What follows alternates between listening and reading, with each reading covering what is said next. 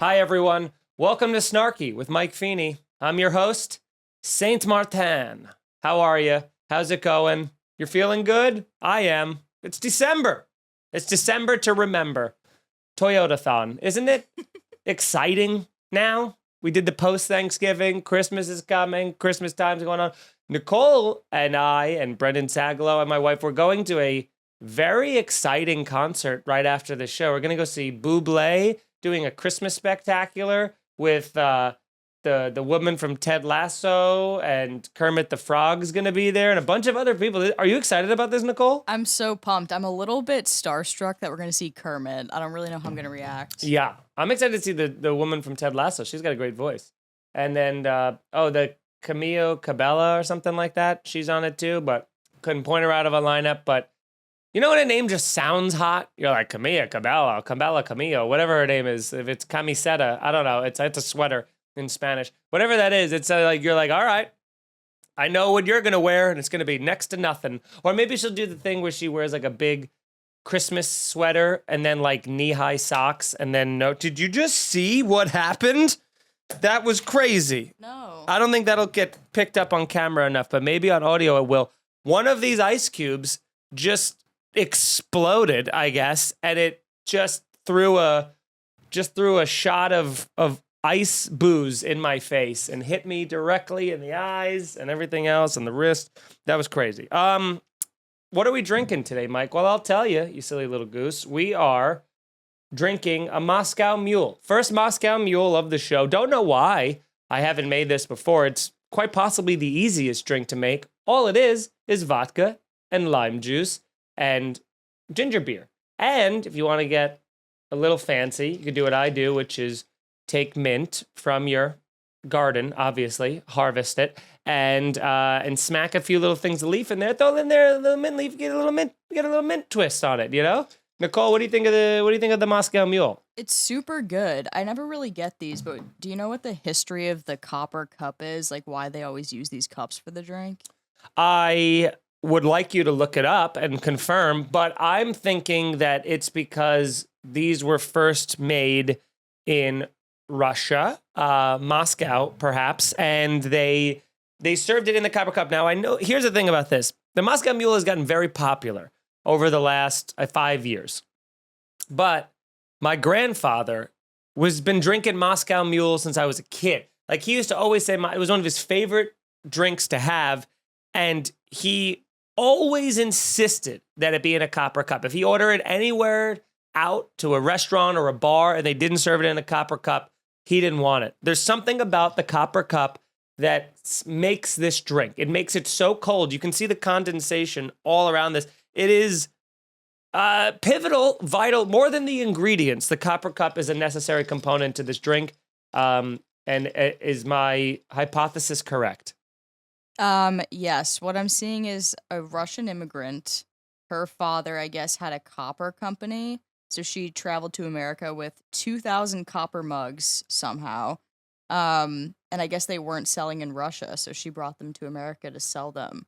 Yeah, and I guess she sold them at a bar or something. We'll buy them, baby. Bring it over. Just say this is very popular drink in Moscow. Is Moscow Mule. Everyone drink, have good time, yay. You know, and then we all went, that sounds fun. You have an accent. Here's money. And then it all took away. I don't know if that was a bad Russian accent. It wasn't a good one, but I don't think it was the worst you'll hear. So maybe I'll do it again later as I'm drinking, and we'll see how we're getting further away. I have so much to discuss because we haven't recorded in 2 weeks. A lot has happened to me, and I need to get into the saga that was Saint Martin, because I went to Saint Martin for a wedding, my cousin's wedding. And it's really a tale of two trips, because what you'll see of how this trip started and how it ended couldn't have been further away. So let's just get into it. Saint Martin in the Bahamas. It is a Dutch and French-owned island in the Caribbean, and the Dutch side is like literally there's like a divider. There's like the Dutch side and then the French side of it. And the French side's a lot more like bougie and expensive and stuff, which is where we were staying, which came at an incredible cost to us. But at the same time, you're like, whatever, we're going to go on a vacation. And so we can kind of treat it, even though it's a destination wedding, we could treat it as like, this will be a fun thing for us too. We found flights, which were wildly expensive to begin with, but we found these ridiculously expensive flights, but they were nonstop from JFK to St. Martin. And we were like, boom, let's book it. We booked it months in advance. Very excited. I think a week before the wedding, they go, oh, your nonstop flight no longer exists. Because that's the thing now that airplanes companies are doing. They're just going, yeah, we don't think so anymore. We're gonna make you stop in Atlanta first, and then do a layover in Dallas, and then go up to Ontario, and then go back down the Caribbean. It's just they just can decide that the thing you paid for is no longer the thing you agreed to pay for. And did they give me any money back? Oh, of course not. And it's a 3-hour earlier flight. So instead of leaving at 9 a.m. and getting there at 2 p.m., now we are leaving at 6 a.m. and we're getting there at 4 p.m. So we're leaving 3 hours earlier, getting there later. Fuck you, Delta. Okay, so we go there. We go to JFK. We're exhausted. I had late night shows the night before. I'm out till 11:30 at night. No sleep. I get there to the airport. And because it's a international flight, you have to check in. We have to do all these like COVID screening things ahead of time, and you have to check in manually when you get there. So the line is crazy. And they tell you while you're online, it says there's a screen over and over again that keeps flashing this thing that says check-in closes 1 hour before your departure. So it's a 6 a.m. flight. We're online. It's like 4:40. And there's a line of 150 people in front of us. And so Erica's a planner. She's panicking. She's going, what are we going to do? What are we going to do? It's going to close this line. There's no way this line's going to go in 20 minutes. And I'm like, I think it'll be good. We'll probably be okay. And the thing literally keeps flashing like, hey, fuckos, don't sleep on this rule because this is a hard and fast rule that we have. So Erica's bugging out. So I decide I'm going to do something. I'm going to act on behalf of this family, of just her and I'm going to make an executive decision. I'm going to solve this problem as a good husband. So there's a guy who works there who's just setting up the ropes. You know what I'm saying? Like the ropes of the lines. He's just preparing for more of a rush. So he's setting up his little, and that kind of a thing.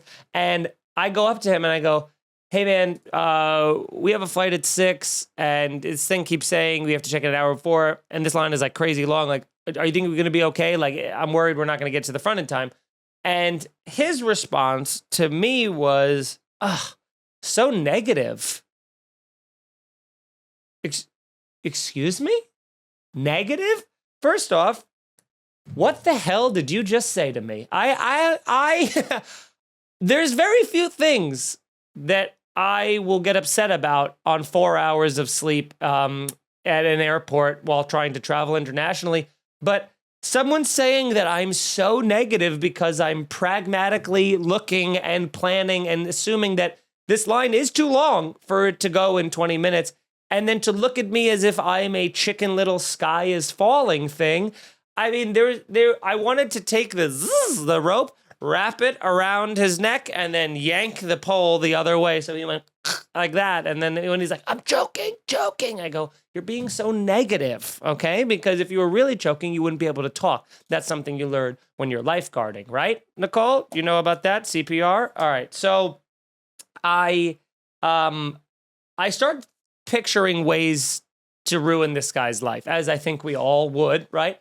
And my thing was, I was like, I think I'm going to plant drugs on this guy. That would be a pretty good, for a TSA guy, that would be a pretty great thing. That's why I bring drugs every time I fly, internationally or otherwise. You got to bring illegal substances just in case you got to ruin someone's life. And that's what I want to do. And I had it all planned out. I do a, hey, your shoe's untied. And when he looked down, I'd just slip it in his little coat vest pocket thing and then be like, boom. That's why I bring drugs on planes, just in case I come across someone who's wronged me, right? So this guy made me furious. So it's like 4:58, and we get to the front of the line. And actually, we had to cut the line. He ended up bringing us to the front afterwards anyway. And you're like, so wasn't negative, was very realistic. Take it back. I was very upset. And I go up to we get our boarding passes. Everything gets approved. We're TSA PreCheck. We're fucking global entry. All right. We don't mess around with lines and the commoners and the riffraff. Okay. And so we get to the TSA PreCheck, and they go to Erica, your PreCheck, you're not PreCheck. Because it has to say it on your boarding pass. And she's like, no, I am PreCheck. Here's my number, all this other stuff. They go, it doesn't matter. If it's not on your boarding pass, it doesn't matter. So now we have to go back to the line to try to get PreCheck on there, which is already like the plane's leaving in an hour. We have to go through custom, all this. So it becomes a whole thing. So she goes back. She cuts the line. She goes, look, you didn't put the thing on. They tell her when she goes to the front, they go, yeah, we're sorry. You just won't have PreCheck for this. And she goes, why? She goes, I am PreCheck. Here's my number. And they go, yeah, here's the thing about PreCheck. It's only guaranteed to work like 98 times out of 100. That's what they said to her. Only 98 times out of 100 will PreCheck work. And the other 2 times, you just don't get the service that you pay for and went through the hell to get. And it was another moment where I'm like, your shoe's untied. Come over here, and then slip the drugs in their pocket and get very upset. So they tell her she can't do PreCheck. So then I have a decision to make. And it's, well, I guess I'll see you on the other side. Like, what now do I be a good husband and I go through the commoner, awful, take your shoes off, do all that stuff, go through the big cancer microwave spinning thing? Or do I go through PreCheck and then wait for her politely at the other side of check-in? So I fucking went through the regular goddamn TSA thing, even though part of me was like, she's probably going to be pretty mad. That's the only reason why I didn't do it, is because I felt like she was going to be very mad. She was at the point of like almost tears from like upset and anger of not giving her the PreCheck, that I was like, I got to go with her. So I go with her. They strip search me like they do in the regular PreCheck or in the regular, whatever, TSA. Of course, then they pull her bag over to the side and extra search it. Like, she's having the worst day ever. And then we get to the plane. As we're getting on the plane, her boarding pass isn't scanning. So or she's been randomly selected to be double screened at the gate. So now I'm waiting on the gate. And Erica starts doing this thing where she's like, when you're so upset that you're like, I have to start laughing at the, like, God is fucking with me, otherwise I'm going to cry hysterically. So she just starts laughing like the Joker while being additionally screened, which, by the way, not a good look, if people are worried about your security and you're just fucking being like, with tears in your eyes. So she gets on the plane. We're very upset. And we get on the plane, though, whatever. We make the flight. It's fine. And I sleep from the majority of the plane, but I witnessed this on the plane, and it's something that I gotta be honest, I'm still not over. I'm on a flight. It's got movies and all that stuff. We're landing in 1 hour, right? This is from when we're going to Atlanta. We're landing in 1 hour, and I watched the man in front of me. He started the movie Stillwater, which is a new movie with Matt Damon, and it's like an over 2 hour movie. And he started it with 1 hour left in the flight. And that, to me, it's madness. I couldn't get over the fact where I'm like, is this guy just an agent of chaos? Like, he's a chaos tornado. How? Why? Why would you start it an hour? First off, it's a new release. So maybe he's seen it before and was like, oh, I really like the first half. At best, you're getting halfway through that movie. Because even in the last half hour, when they start descending, sometimes the movies turn off or they freeze a lot for Paul. At best, you're watching half of that movie. And then what are you going to do? You're going to go home, rent the movie again? Are you going to fast forward through it? No. You're probably just going to watch the entire movie. It was a completely waste of time engagement that this guy went through. I couldn't believe it. It was a futile exercise that this man started to go through, and I still think about it. I'm still thinking about this man. What could it be that I heard it's a great movie. Like, wouldn't it captivate? Imagine only watching half of a good movie and then being like, well, guess I gotta just go live my life now. What you've invested so much of your time into the movie and now you don't get any of the payoff. It was. Is that crazy? Am I crazy, Nicole, or is he crazy? I understand your frustration, but I do feel like I might also do that if I ran out of things to do and I'm like, I still have an hour and I'm just staring at the back of a seat or nothing. But no, it's not. It wasn't just you watch still water or you stare at your seat. They had plenty of programming. They had movies that were an hour and 20 in length. They had television programs. They had, Always Sunny, Curb Your Enthusiasm, Modern Family. There were plenty of options to watch, both drama and the thing. There's also live TV. You could watch SportsCenter. You could watch whatever you want. And he chose to start a movie with an hour left. I don't know. It really.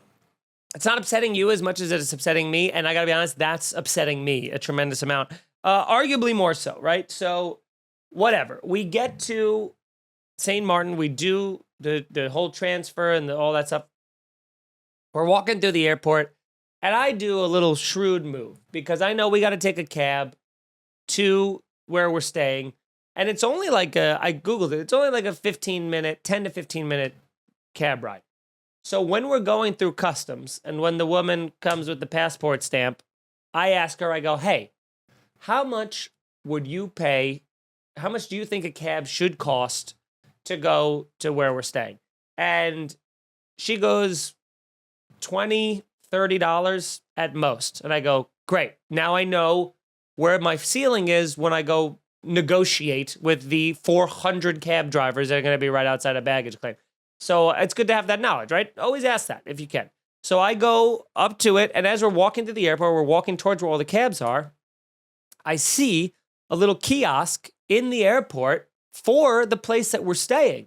Like, it's like an actual, like, hey, like, it's like, it almost looks like a brochure kind of thing, and they're holding the sign that says that. So I go, oh shit, that's where we're going. I guess they must have free shuttle to and from the place if you're staying there. This is great. And also, we paid an incredible amount of money to stay at this place, so there better goddamn well be a shuttle. And I'm like, of course that makes sense, they would have a shuttle, right? It's like a 5-star place.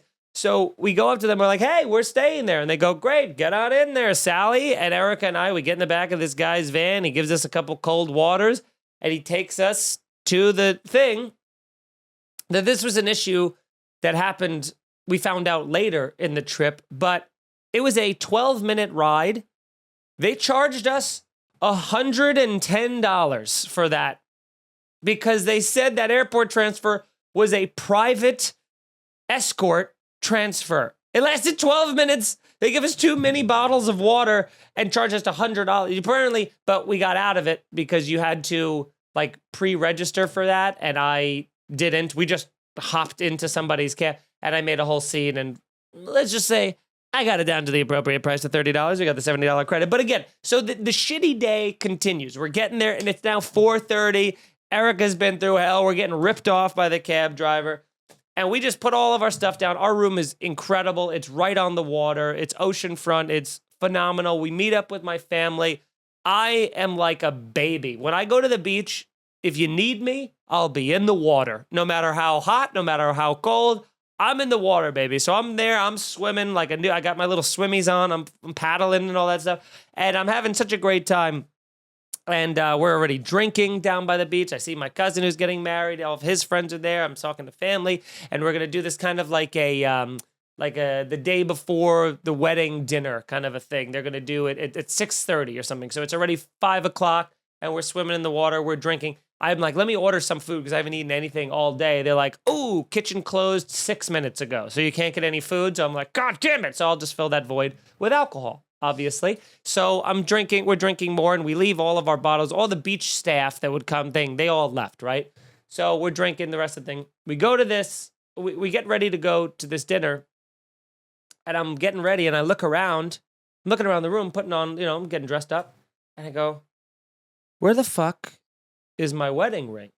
And I start looking around, and I'm like, I can't find my wedding ring. And if I take my wedding ring off, I usually put it with my watch or any other jewelry, and my watch was there, and my phone was there, and my wallet was there, and there was no ring. So I'm going, what? And I'm on 2 to 3 hours of sleep. So I have like no cognitive ability to remember what happened or how I even got to the moment that I'm currently standing in. So I'm completely confused. I don't know where it is. Erica and I start tearing apart the entire room to look for it.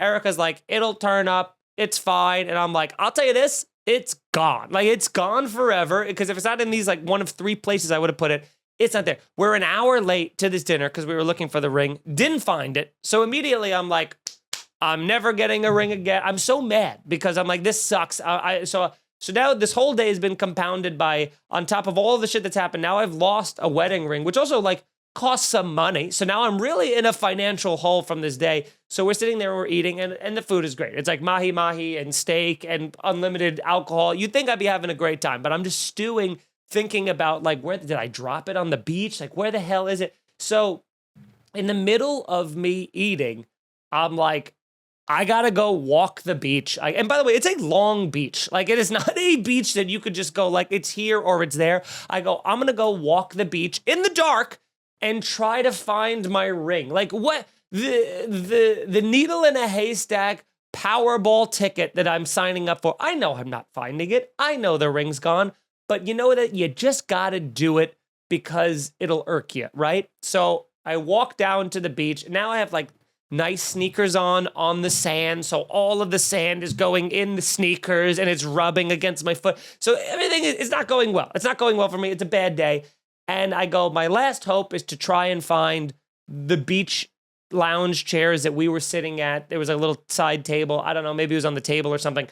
But the whole beach is all of those beach chairs and tables. So now I have to try and remember where on the beach we were. And I'm looking, and all of it's been cleaned and polished and sanitized and all this stuff. And I get like halfway down the beach and I start seeing like the bottles that we were drinking, like some water bottles, some beer bottles, a champagne bottle. And I go, oh, fuck. They stopped working and they left. So they didn't clean that section over there. And I go back to the table way down the beach. My fucking ring is sitting on the beach table, still there, not stolen, not taken. And I got the ring back. And that exact moment was the moment that the entire weekend went from a terrible trip to a fantastic weekend of fun. And I think both symbolically, metaphorically, and literally, that was the turning point of the weekend. Can you believe, Nicole, that the ring was still there hours later? I mean, I'm talking 4 hours later. I had no idea what to expect. I was really hoping you would find it, but I felt like you were building it up so well, it could have gone either way. Yeah, I mean, and so when I came back, it was very exciting. And then we start, because we're just kind of like brooding in the corner, not telling. You don't want to. It's my cousin's wedding. I'm not going to be like, I lost my fucking wedding ring. You don't want to do that. But once we found it, I was like, I lost the ring and I found the ring, party. And all of a sudden now we're doing shots. Everyone's having a good time. I'm taking edibles, So we decide, again, it's probably 10 o'clock at night now. I'm exhausted. We've been up for damn near 24 hours and I can't wait to go to bed. I am like, we're going to sleep 100 hours, wake up, go to the beach, get ready for we find out the wedding's not till 5 o'clock. I'm like, we have all day tomorrow on this private beach. I can't wait. My cousin's like, we're going out. We're going to go downtown St. Martin. We're going to party. We're going to go out to the bar, him and a bunch of his friends. They're like, you guys want to come with us? And it was so funny because Erica and I both spoke at the same exact time. And I wish that moment could have been recorded because I was confidently speaking for both of us. Or I was like, no. I think we're all good. Thank you very much. We're going to go to bed. And Erica at the same time was going, oh, fuck yeah, we're going out. Hell yeah, let's do it. And I was like, what? Immediately, I was like, what do you mean? We got no, And I was like, I've also already taken the edible. So I'm like in get ready for edible bed, kind of like swim in the blankets. That's where I'm at. I'm exhausted. But Erica's like, we're going out. The cabs are here. So I'm like, well, I guess this is happening. So we go in, we take these cabs into downtown St. Martin. And the cool thing about the bars in the Caribbean is like a lot of them are like indoor/outdoor bars. You know what I'm saying? Like they're bars, but they don't have like full walls. You know what I'm saying? Like you can see, you're like pretty much outside with the exception of like a half of a wall that's there that's kind of keeping you in the restraint of where the bar is. So we're drinking at this like Mexican like tequila bar kind of a thing, and Erica and I are drinking fish bowls of margaritas, and it was so fun. It was like it was probably, I don't know, 12 to 15 of us that all just packed this place out on a whatever it was. It was like a Friday night or something. We packed out this little tiny bar. And while we're there all drinking and stuff, I'm just kind of surveying. I'm watching things happen. I watched full drug deals going on of like these guys sitting on mopeds that were near a construction site that were going and doing handoffs. It was the edible high. So I was like fully in tune to like what was going on. And I was trying to explain to people and they're like, whatever, guy on drugs. I'm like, fuck off, you know? And we look over across the street at one point and there's another bar directly across the street. It's more nightclubby than ours, but it's still almost fully open so you can see the whole thing. And it is pumping music and it has lights going everywhere. And it is, I'm talking 100% empty. Like, and is there no sadder thing than watching the staff of that restaurant in a loud pumping light place on a Friday night staring at us across the street, a group of people just spending money recklessly, drinking, having a good time, just literally chin on their hand, watching us being like, I wish they were over here, you know, just drinking and having a good time. And it was very fun and I felt very bad for them. But you know, it is what it is. Somebody's got to get paid and it was not them, right? So that's day one. Like we got home at some point. It was kind of an adventure to get a cab ride home at some point. That was a nightmare. My cousin and his now wife stayed out after we went home. We went home at like 2 a.m. They went out and they went to a casino and all this other. I mean, they got home at probably like 4 a.m. on their own wedding night. You're like, what are you doing? But they're fucking champs. That's why they did it. So the wedding day, we're chilling, we're drinking, we're hanging out on the beach all day. 88 degrees, bright sun, lovely. And there's like free snorkels, so you know me, I'm in the water, I'm snorkeling it up, and it's like 4 o'clock. So I go, this is my last dip in the water before I gotta go shower and get ready for the wedding's in an hour. I gotta hurry up and get ready. So I'm coming out from the water, and there is like a catamaran offshore, probably like 100 yards offshore. It's kind of like a party boat. There's like, we hear people wooing and hollering, and it's like, it seems like a great time. There's probably like 30 people on that boat or whatever. So I'm getting out of the water, and all of a sudden, I hear, help! Help me! Help! Like that. And I like look, and there's two guys that are probably like 30 feet out, and I'm looking at them, and I'm going, you know, are they just partying? Because they were from the boat, and I'm like, are they just partying, or like they just fucking with one another? And then I see the dude is legitimately like drowning. Like he's literally like, you know, flailing and screaming help and like barely keeping his chin above water. He's doing that thing where he's like, you know, they're doing that exploding water thing. And I go, is this really happening? And I see my cousin, who mind you, is getting married in an hour from now. And him and I both look at each other and we both look at them and he jumps in the water. Him and I swim out and rescue these two dudes from drowning. Like they were literally drowning, which was crazy because the rest of the party boat, nobody was helping them. And we found out that this boat is not allowed to come to shore because this is a private beach and they're actually from a different island. So you're not legally allowed to land in St. Martin without having to go through customs. So what they do is they bring these boats like 100 feet offshore and then go, if you want to go to St. Martin, you can swim over there and hang out, but we can't legally bring you over there. So these two dudes, they were from Trinidad, and they were hammered, and they were like, well, and they were out of shape, and they're like, we'll swim to St. Martin, and they jumped off and immediately either got a cramp or was like, we don't know how to swim well or whatever. So my cousin and I, and there was also a third guy who I didn't know was on the beach, all three of us go out, swim, bring this guy back, we bring them into shore, we like throw them on the beach. They're laying on their back. The one dude's like not moving. And now, Nicole, I'm going into this is the time to do CPR. You know, we just talked about it on a past episode. When do you do CPR? I'm like, this might be the time because they're both like awake. They're just so gassed that they're like, and they're like kind of coughing up stuff. And I am freaking out, being like, I don't know what to do. And they're trying to give them water. And we're like, are you okay? Are you okay? And they're not responding. And their friends on the boat are like, losers. They're like yelling and heckling them. And I'm like, you don't understand. Your friends have almost died. And then they take a little jetty boat and come over and they try to pick them up. The guys who are running the party boat, who you could tell did not have the insurance policy for that. And they were like, thank you.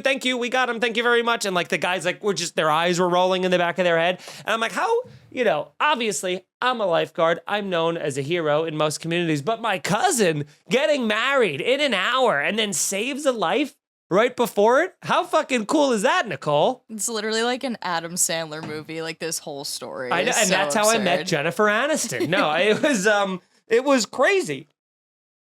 And I wouldn't like say that we saved people from drowning if we didn't 100% save people from drowning, right? And then we go back, we're like on this, we just saved 2 lives high. Let's go get married. My cousin's wedding, it's beautiful. It's right on the beach. There's like these really ominous rain clouds that are pouring in.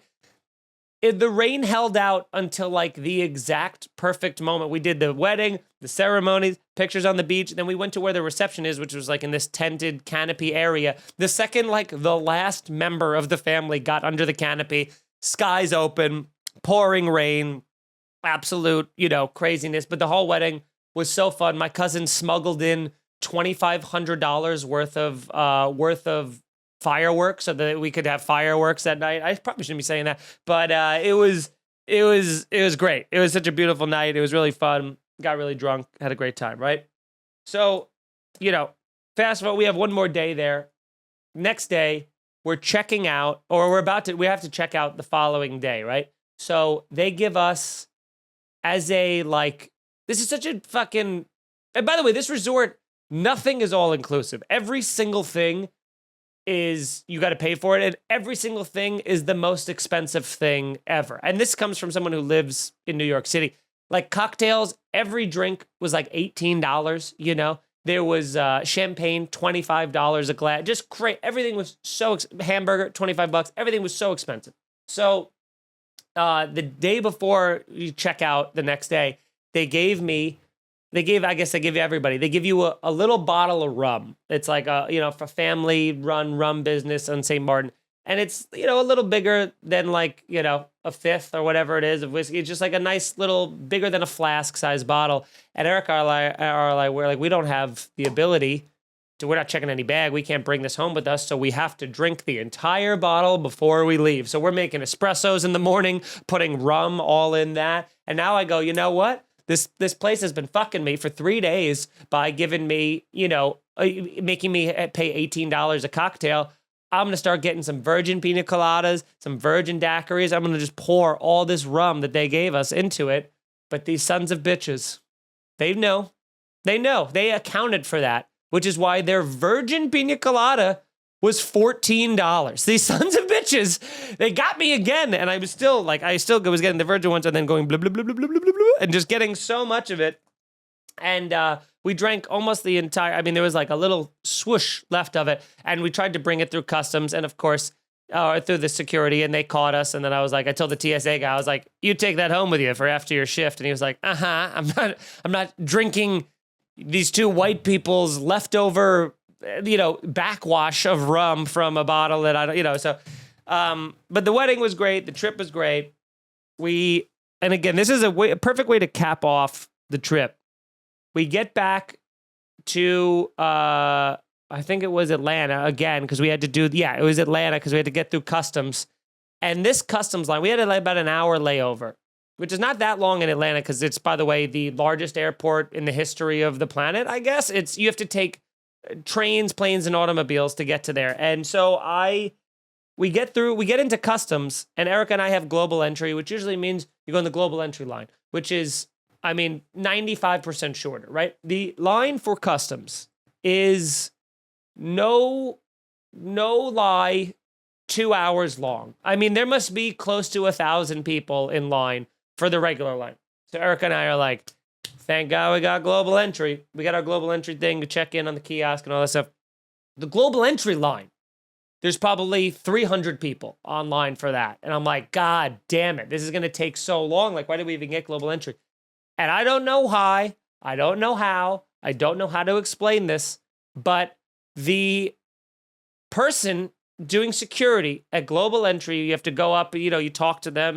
Why are you here? How long are you in town for? They stamp your passport, all that stuff. While they're doing that up in the front, we're in the back of the line. And this woman who works, like the TSA person in Atlanta, was so flustered. She was just going at the back of the line. She takes the little fucking rope off and goes, "You're all global entry, right? Let me see your pass. Let me see your pass. Let me see your pass. Okay, you five, me, Erica, myself, and 3 others." She goes, "You 5, just go." She says, "Just go." And by the way, everybody on this line is global entry, so there's no reason. Just picked us at random. She's like, "You 5, just go." And we go, "Oh, go to the front of the line?" Or so we start walking to the front of the line, and then there's the part where there's all of the, police officers and the TSA people who are standing at the kiosk waiting to talk to you about why you're in the country and the passport and all that stuff. And we're looking and we're going like, do we walk to them or do we walk right past? And she's like, "Go!" Like, she's mad at us. She's like, "Just go." And we're like, "Oh, okay." And we walked right through. So we skipped not only like a 3-hour line with the TSA, with the global entry thing, and then skipped what was for sure an hour line. We got through global entry in 45 seconds, I guess, which was totally made up for the fact of how much hell we went through on the front end that we got to go. They have these like priority passes. If you get global entry, you can go into these lounges in some airports where they give you free booze and free food. So we had enough time because of that to go into this lounge. I ate 4 dinners worth. They were like, you can have this or this or this or tomato soup or some chicken stir fry, and I'm like, 3 of those, 2 of these, a brownie, and 2 vodka sodas. Let's do it. And then just ate and drank like an animal savage for the full hour. And I gotta tell you, I made up for the whole trip. It was worth every single penny. Get global entry, I guess, is the whole point of that story. God damn, did that take a while to get through, Nicole? How crazy of a trip was that, though? It's so crazy. The only thing I really, any insight I had to this trip was you sending us that gorgeous selfie on the beach and then immediately following it with a text, "Dude, me and my cousin just saved someone's life." Yeah. All I knew until right now. Yeah. I know. I've been harboring that secret this whole time, I want to get the element of surprise for you, I don't want you to know any of these, because then you won't react appropriately. Not that I could see your face, or not that you reacted in any way verbally during that entire time, which I got to be honest, we'll talk about after the show. But it was crazy. It was crazy. So that was my trip to St. Martin, and boy, oh boy, what a trip it was. And unrelated to all of that, thank you guys for watching the show so far. This is episode 10. We made it. Double digits. Who would have thought? Not me, but here we are. So if you're enjoying the show, I'm going to start doing this, Nicole, as a full court press. Watch the show on YouTube. If you got to listen to it, if you don't have time to sit down or whatever, I totally get it. But I think if you are just listening to the show, you are selling yourself short of a lot of the funny that comes with the graphics Nicole makes. And obviously, I mean, you get to look at this and my facial features. Isn't that a good time? You get to see the drink. Not here, you just get to see the drink and everything. I mean, it's, there's so much you're losing out on. Would you rather listen to Seinfeld, the television show? Would you rather watch it? I mean, come on. How are you you're not going to get Kramer's fucking, I don't know why I'm making a Seinfeld. It doesn't matter. But go to youtube.com/Mike Feeney Comedy. Subscribe to that. My stand-up comedy special, Rage Against the Routine, is on that. You can watch that. And every single episode of Snarky so far is on there. If you do want to just listen to it, that's totally cool too. But if you do, please leave me a 5-star review on the Apple Podcast app if you can. I'm going to see, as I'm doing this, if anybody else, if some more people have left some podcast reviews, because I want to shout them out. And while I do that, Nicole, where can people find you? My Instagram's Nicole C. Lyons, and that's it. There we go. We're cooking. We're up to 22 ratings. We have 4.9 out of 5 stars, which I gotta tell you, irks me to death. I'd rather it be 3 stars, but you know what? We're so close. Help push it over the top. Help push it to 5 stars. Leave a review. It takes 30 seconds or less, and it'll help me out. And tell some friends about the podcast. Share the YouTube link. Share the podcast link. I'm having fun. You know, a lot of you have been reaching out to me recently being like, because of the Spotify wrap-up thing came, a lot of people have been like, Irish Goodbye was one of my most listened to podcasts. I miss it, all this other stuff. I mean, I just told a half-hour story. I feel like this is really, you know, this is kind of like Irish Goodbye. So this is my version of that. And then if you want, you know, the Mike and I version of that, accompanied by Brendan, join the Patreon, patreon.com/scenariopod, which is the Patreon for Mike Cannon, Brendan Sagalow, and I for our podcast. Here's the Scenario, which is also free every week on iTunes and YouTube. But if you're on the Patreon, we do a bonus episode every week. We do a thing called Blunts with the Boys, which is closest to Irish Goodbye that the three of us do, where we're just storytelling. I mean, this past episode, Brendan found lyrics that he wrote when he was in a band in high school and read them on the episode. And I gotta be honest, maybe one of my favorite half hour or 45 minutes of my life is just hearing Brendan's brooding, angsty teen. I mean, Nicole, how great? How great was it? It's so funny. Like, even watching it back over and over again, I was still, like, crying. It's so good. I'm sad the public can't see it, but you just have to pay. Yeah, just have to pay. $5 a month gets you on there, as little as that. It's incredible.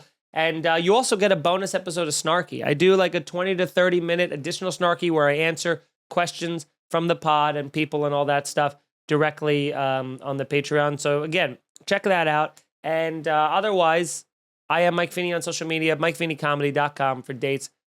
If you're listening to this weekend, if you're listening to it when it first comes out, this weekend, I will be at Laughs in Seattle. Last time I'm plugging this because it's the last time I can. I'm headlining 4 shows in Seattle. Please come out. That's my birthday weekend, too. It'll be great. Make it a great, fun birthday for me. I already know a couple people on Twitter have reached out that they're coming. Some of them have said that it's, one person said that it was his birthday, too, that same weekend, so that's going to be great. So we're going to have a great time. I'm excited to go back to Seattle.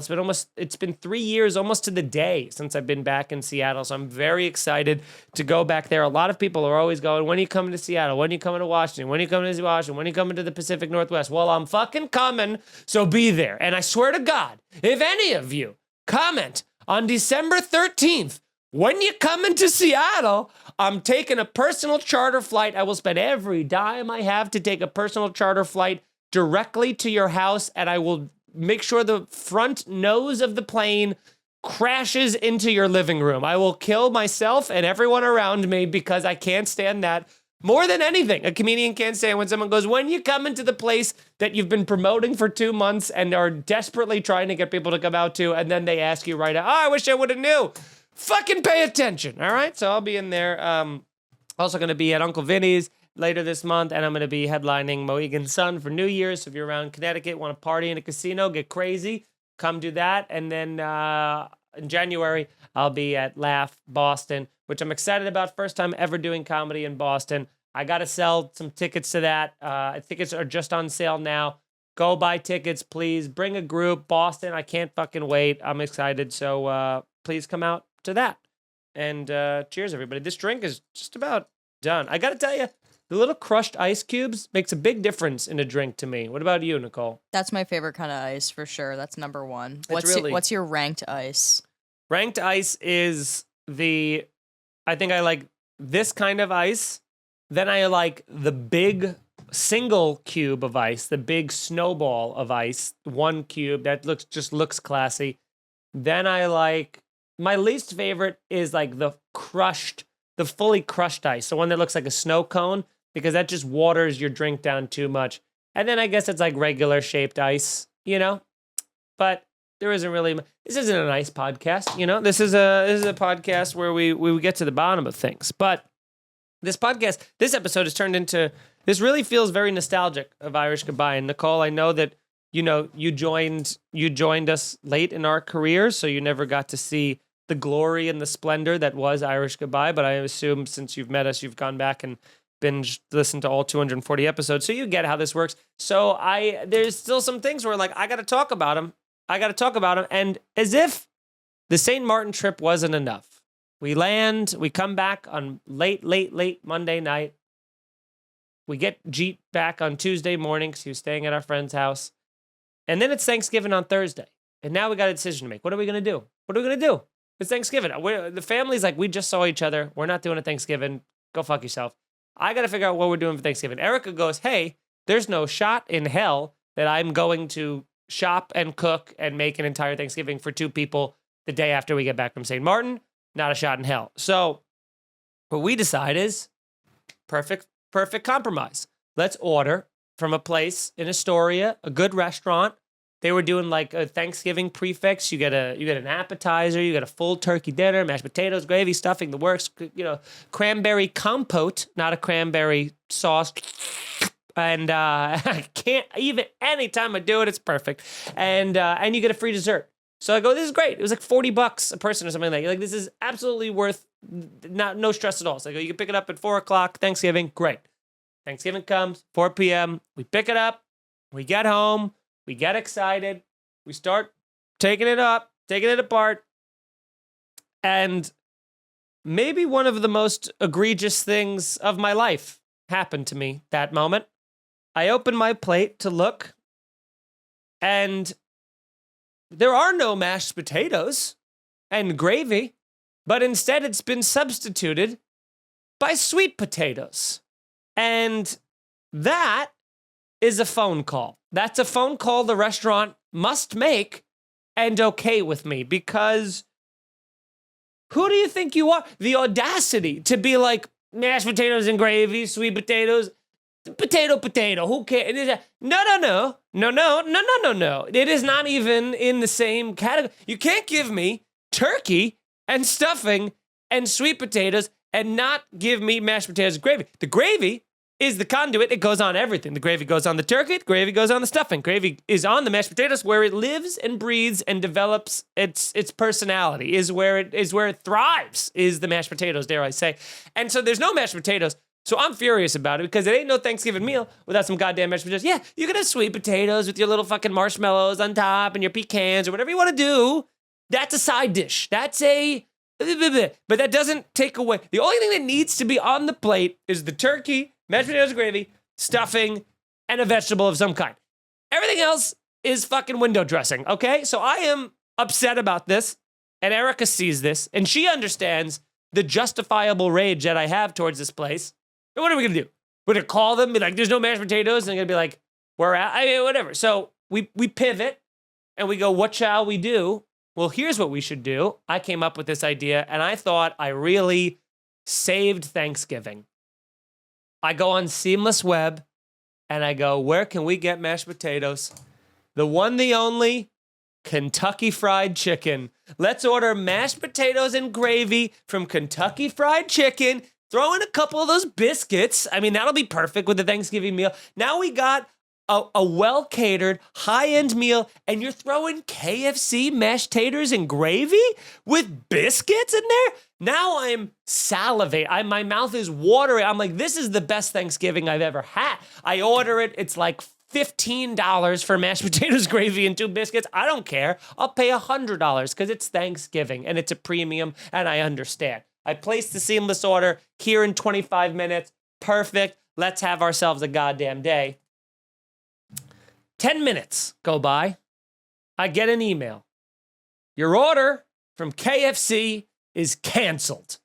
I go, why? And they go, it turns out KFC isn't open. It's Thanksgiving. Why the hell would it be open? But we just kept our Seamless app. We didn't tell Seamless that we were closed, so they took the order by accident. So now I'm double crushed, because I was not only expecting mashed potatoes and gravy, but now I had the anticipation of KFC mashed potatoes and gravy. So I am just, crestfallen, melancholy, just, depressed. I am all of it. There's no saving this Thanksgiving anymore. And Erica decides, yes, there is, Mike. And she goes back on Seamless and finds a diner and orders a giant tin of mashed potatoes and gravy, which does get delivered. And we get our mashed potatoes and gravy with our Thanksgiving. We still have leftovers of mashed potatoes and gravy. They gave us $30 worth of mashed potatoes, which I think cost 16 cents to make. And I got my mashed potatoes and gravy. It was a great Thanksgiving. The whole holiday was saved. Nicole, what do you think about that? And how was your Thanksgiving? That was fantastic. That's so funny with the KFC. And plus, you probably got way more from the diner, right? Like the So KFC much would more. have came in like a Ben and Jerry's like pint-sized container. Mm-hmm. That's amazing. My Thanksgiving was great, though. Definitely not as eventful as that. But if I were having a meal without the gravy, I don't think it qualifies as Thanksgiving. It isn't a meal. It's so dry. You need the gravy. And also, my friend Greg Stone, who had COVID during Thanksgiving with his newborn baby and wife, he had to be alone for Thanksgiving. And he ordered from that same diner that I ordered from, that we got the mashed potatoes. He ordered a turkey dinner. They didn't give him mashed potatoes, and they gave us an extra order of mashed potatoes. I think we got the last potatoes, and Greg didn't get any potatoes for his, and they didn't give him, take of this, obnoxious nightmare. They didn't give him brown gravy or turkey gravy. They gave him white gravy. They gave him, like, biscuits and gravy.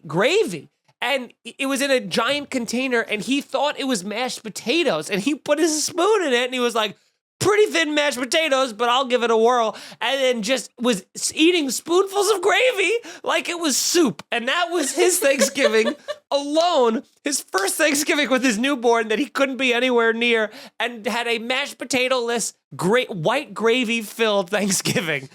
So by that, I had a fucking fantastic Thanksgiving compared to my good buddy Greg Stone.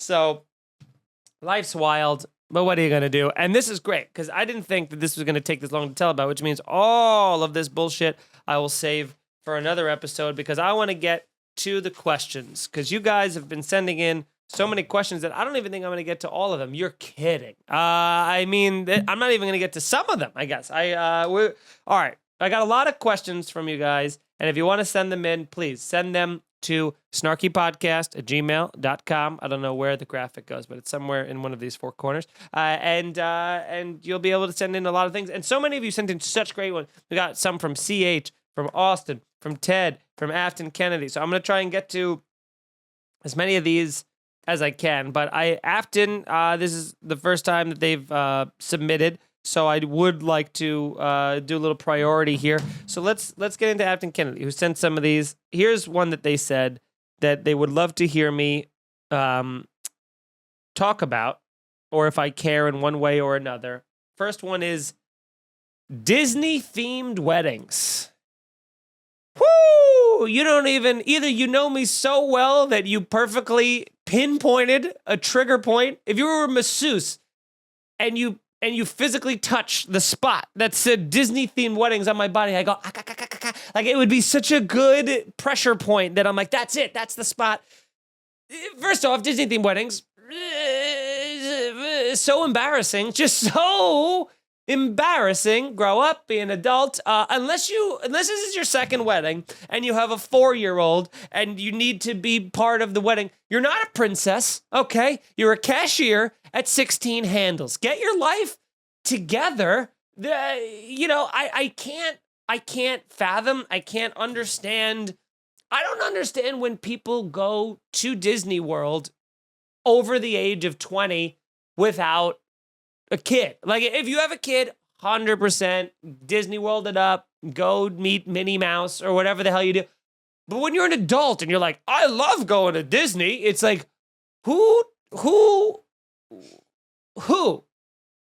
molested you at that age where you went, this is where I'm going to stop maturing and my life ends here. And then that's just the state you're going to stay in. Disney princesses and Prince Charming and all the other stuff. Something horrific has happened to you. And perfect example, Brendan Sagalow loves going to Disney World. 30-year-old man molested. So you see, there is a direct line. Disney molestation, vice versa, molest. I don't know why I do an Italian accent on a vice versa, but molested. And so that's why you go to Disney World, because molested. And so I don't know, but don't. And just don't. And if you're having one, don't invite me, because embarrassing. So that's that. Okay. Next, by Afton Kennedy. Also, just to make sure that we're not on different pages, Nicole, where you stand on the Disney and going to Disney and Disney themed weddings. No, I totally agree. I feel like it has to be like some kind of childhood trauma or like a personality disorder that makes you so like obsessed with that. Yeah. It's troubling at the very least.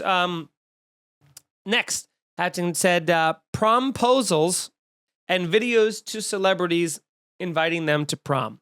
Now, here's the thing.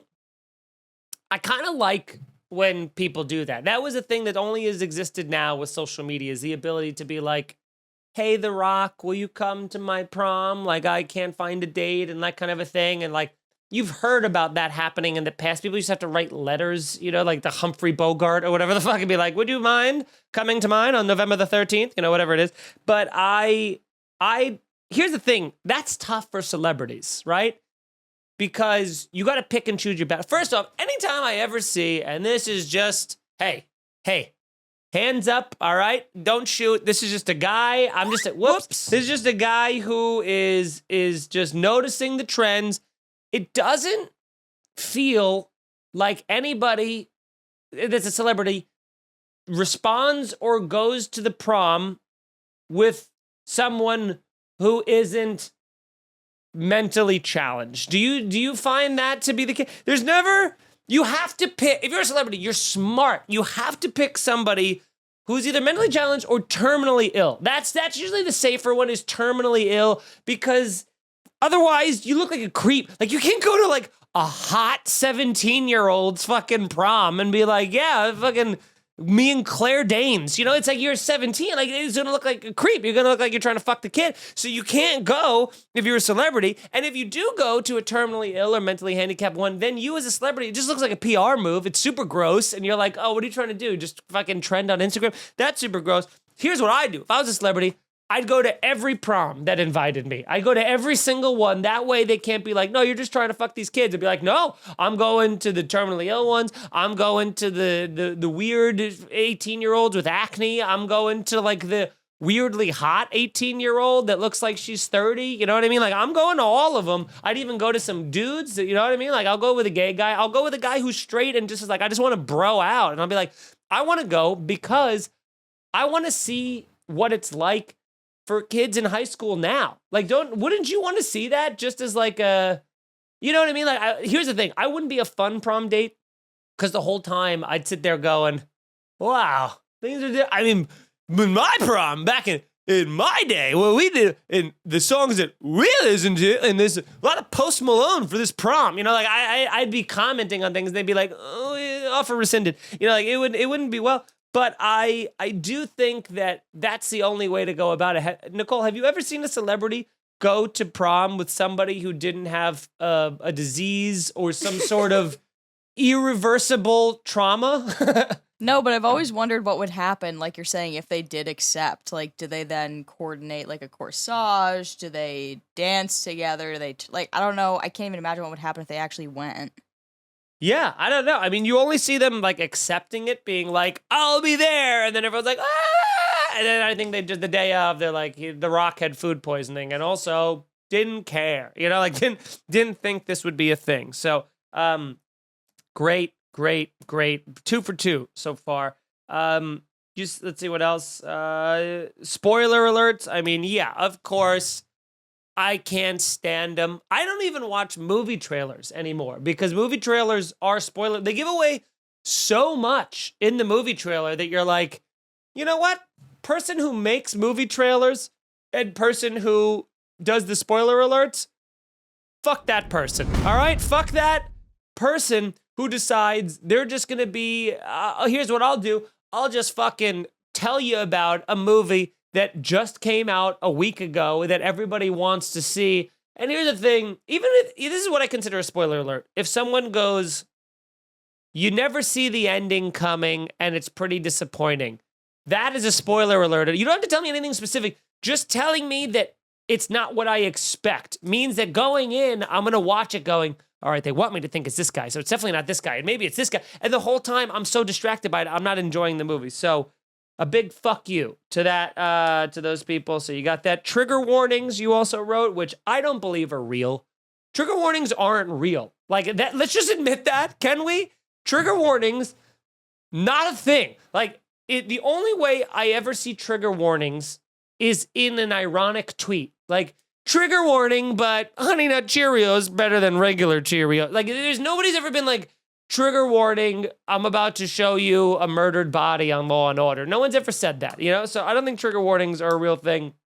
And then people arguing on social media about politics. I mean, obviously, that's, pathetic, and it's destroyed politics, and there's not really much to say about that. But, it's the worst and the downfall of us all. I hope that wraps that up for you in a nice, neat little barrel.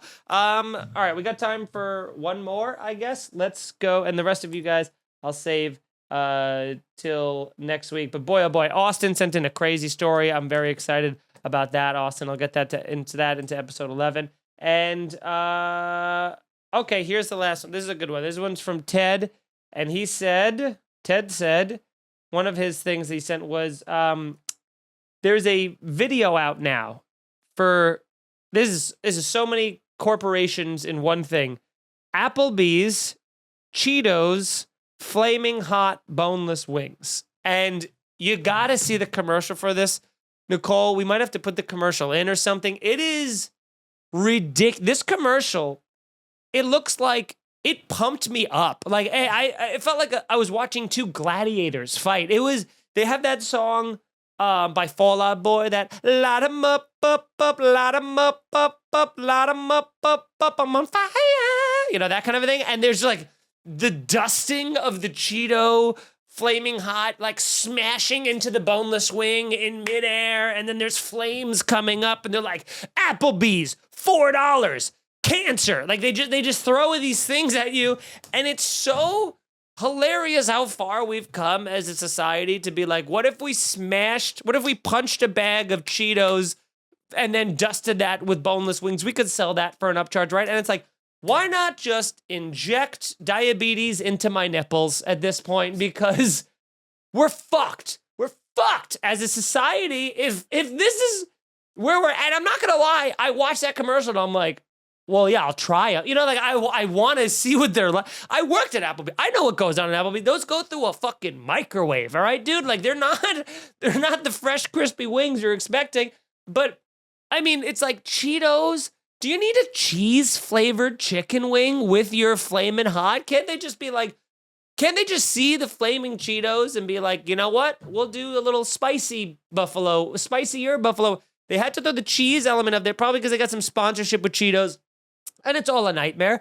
And so that's what it is. But Nicole, would you try the Flamin' Hot Cheetos buffalo wings from Applebee's? I mean, they sound pretty exciting. I'd like to check out the commercial. Here's the thing. They sound exciting, but when we watch this commercial, and I don't know, I think YouTube would not fault us for playing. I mean, essentially, we're playing an ad for them, but let's play the ad. You guys watch the ad. You tell me, at least in the beginning, this first 10 seconds of this ad, light 'em up, light 'em up, light 'em up, I'm on fire. I'm ready to fight someone just so that I can get my hands on these wings. And that is marketing, and that's why it works. And that's why everyone should watch Mad Men, because we're not selling the product, we're selling you, okay? So that's the show, everybody. I have a little bit of this drink left, and I've made one promise to myself and now to you that I will finish the drink before every show is over. So you will hear the obnoxious end of my drink. Hold on. And you know what that sound means, my friend? That's my Blues Clues. Oh, you heard that sound? That means the show's over. Time to go drink off camera. And, Nicole. Who was that? I don't know who it was. I don't know what it was. This has been a very different type of show. And enough of the people saying the last episode, oh, Mike, you're pretty drunk. I know I was drunk. I said I was drunk. I don't need you telling me that I was slurring in the comments. It's called the Drunk Cast. Yeah, it's called Drunk Cast. I'm a little bit aware. And when you point it out, it seems hurtful. All right? So that's why I got in front of it and said, oh, this is a drunk cast and we're going to have a good time. And I said, it's going to be a problem 100 times in the episode. Nicole's not okay. She got her head on the keyboard. We addressed it, You should just be like, this is fine. But instead, people are like, whoa, real shit-faced, huh? I can't believe you put this on the internet. And I'm like, you know what? I'm keeping it up out of spite, but I will be self-conscious about it forever. But honestly, those are the most fun. And this is fun. I think this has been 2 hours, and I'm going to end the show by saying that I love you all. Thank you for watching. I'm excited for next week because, again, we still got a bunch of questions. We still got some more from Ted and from Austin and from CH, and I got a bunch of other things to talk about. I didn't think that this was going to take this long, but that's the beauty of this podcast. You never know where it's going to go. And until next week, everybody, cheers.